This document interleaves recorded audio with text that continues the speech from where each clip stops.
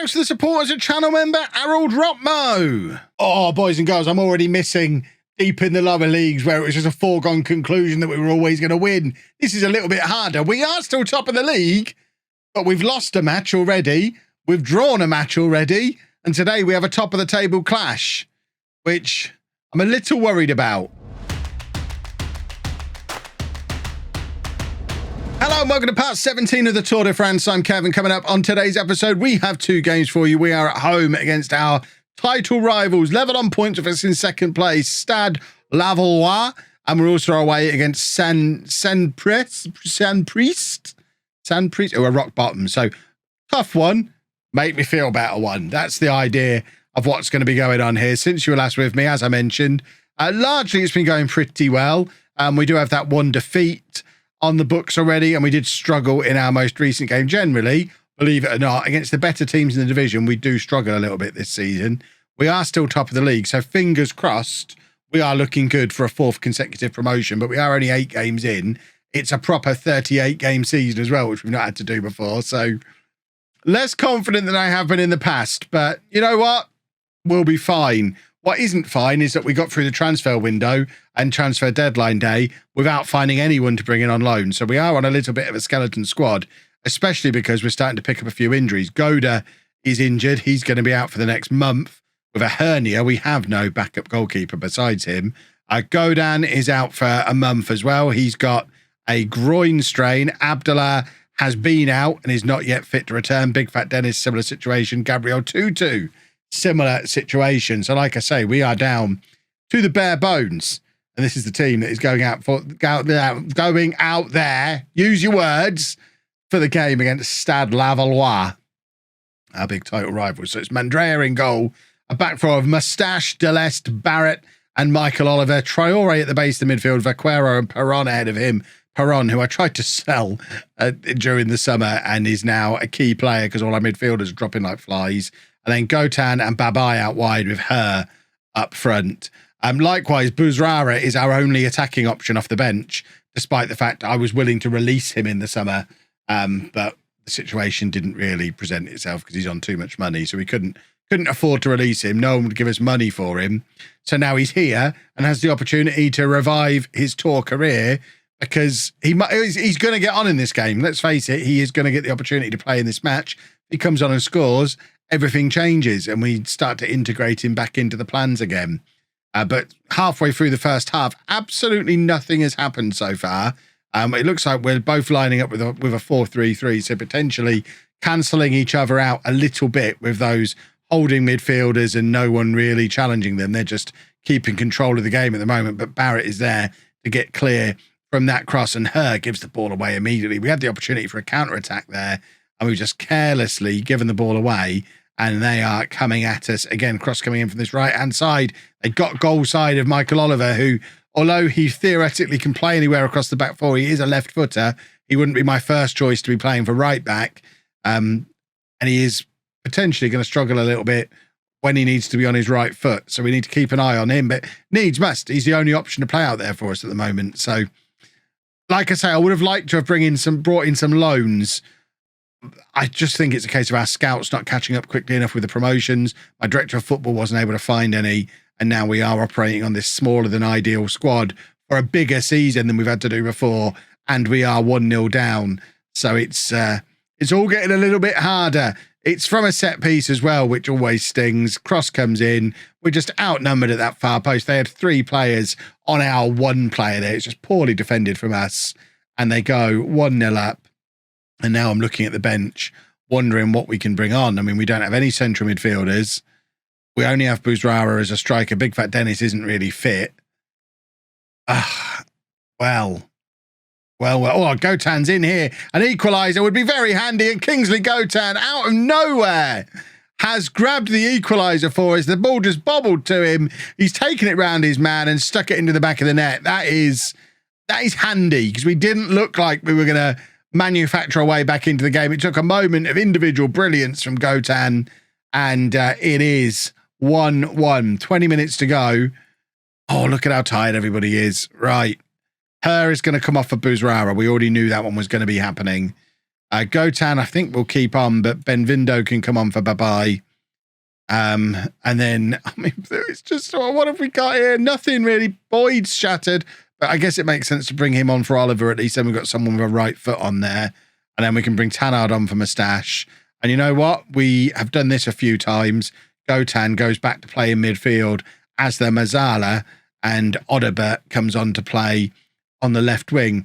Poor old Kingsley Gotan came into the team as a left midfielder. We've already retrained him into being a left winger this season. We're now trying to train him into being a central midfielder as well. He's going to end up being able to play everywhere because he's very good. He just doesn't really... we're just low on players, and he seems to be quite adaptable, quite flexible on where he can play.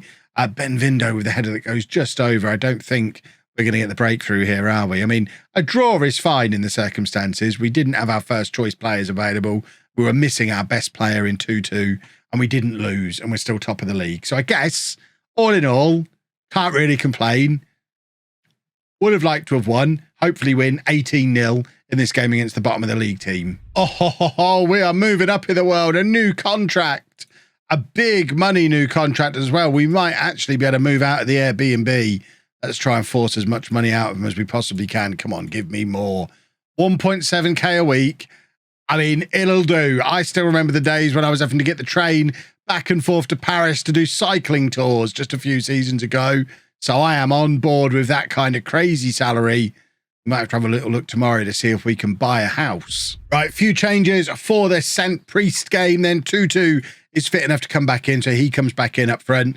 David Carter's also coming in at the base of the midfield, which allows Traore to play a little bit further forward alongside Vequero in a more attacking role. And Abdullah is fit to come back in at the back as well. So a little bit closer to a full-strength team. Still would like to have everybody back. Go down in midfield is a big miss for sure. We have got a youngster from Monaco who's going to be joining us on loan in January. We finally found a loan, but of course they can't come in at this time of year. So we have a central midfielder coming in from Monaco in January, which is not going to be a moment too soon. We are so light in that area. But I tell you what, Kingsley Gotan likes to show off for the cameras. That is his second goal of the episode to put us 1-0 up inside the first 4 minutes. He is very quickly becoming a favourite of mine within this team. We actually made him vice-captain in the summer, despite him only being 18 years old. He has got excellent leadership attributes and just, I think he's going to go on to become a top player for us, despite not necessarily being the most naturally talented. I think he's only got like 3.5, 4-star potential, but he just massively outperforms his star rating.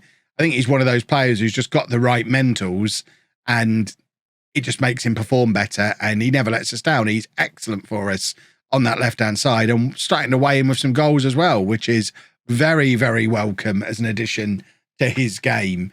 But 1-0 up inside the first 20 minutes. Always good. David Carter there. Dominant header. That's the handy thing about playing a centre-back as your holding midfield player. He's going to win those headers. And Traore is there to pick up the scraps from the 2-2 shot that cannoned back off the crossbar. I think this is Traore's one of his first times playing in a more advanced role. We've really just used him as that holding midfield player so far this season, but needs must. He's got to play a little bit further forward, and it's Gotan involved again. 2-2 with the effort that comes back off the crossbar. Then the goalkeeper, and Traore, the box-to-box midfielder, is there to tuck it home for 2-0. And I mean, looking at the league table, this is a team we should absolutely roll over today after the difficulties of the previous match. And certainly there's some teams around about us who are looking to push us all the way for this promotion. So it is going to be a season that's got a little bit more effort involved in it, I think, than some of the previous ones. But I'd like to think a game like today, if we're ever going to have a game like some of those we've got so used to, it should be today. And here I am talking about how we're going to put 15 goals past them, and they've grabbed a goal back, and that is not ideal at all. Imagine if we dropped points against a team that only have 1 point all season. That would be troublesome. Moustache needs to do better there, really. My promise still stands about becoming Moustache only if he becomes player of the season. I think I'm pretty safe. I don't think it's likely to come up. I've trimmed my moustache because I know I'm so safe, and shaped my beard a little bit more because, you know what? Not afraid. not afraid that Moustache is going to be our best player this year, mainly because we've got Tutu, we've got Traore, we've got Gotan, we've got Boyd. I don't think Moustache is going to win Player of the Year.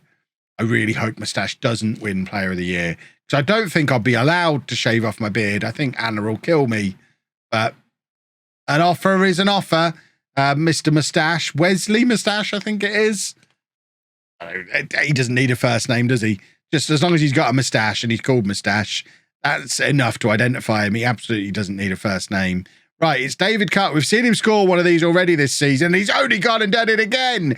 He can really hit a free kick. What a goal from David Carter. If you give away a foul in that kind of area when he's on the pitch, you are in trouble, because he can really hit them. It's perfectly placed into that top corner. It's 4-1 now. And this is what we were expecting today. This is a little bit more like it. We need to check what Sl are doing. I can't remember what their actual name is. What are they called? Lavallois. We need to see what they're up to. We've probably made some substitutions. I'm trying to find them. Meanwhile, it's nearly the end of the game. We've got a load of players who are shattered. Let's make some substitutions, shall we? We can change the front three. But we can't. Where's my right winger guy who always comes on? That's not ideal. Right, we'll bring... I mean, we can just shuffle these boys around. And then I guess Perron can come on in there. And we'll swap those two around. There you go. 5 changes, all for fitness. We've got the game won. Right, where are they? Lavallois. There they are. They're winning 1-0 at home to Vendy Hub. Oh, I can't even find them in the league table. So there's a little bit of a disconnect between the names in the league table and the names on the fixture list, which isn't ideal for a numbskull like me who doesn't understand French names, because it means I'd struggle to find them and work out who's playing who. But the important thing is we've won today. David Carter's had a fantastic game at the base of the midfield.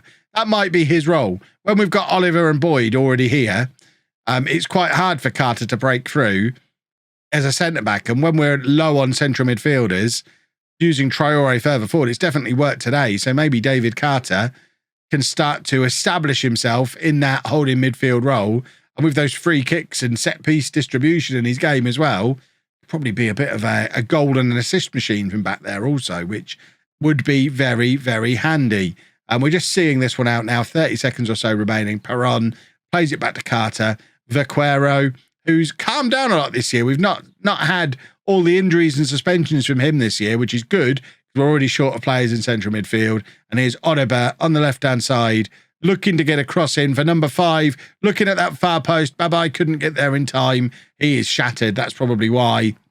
Although he is going to try and deliver a cross of his own, plays it all the way back, looking for Vaquero, doesn't find him, doesn't matter. 4-1 to us. I'd call that a successful outcome for today's episode.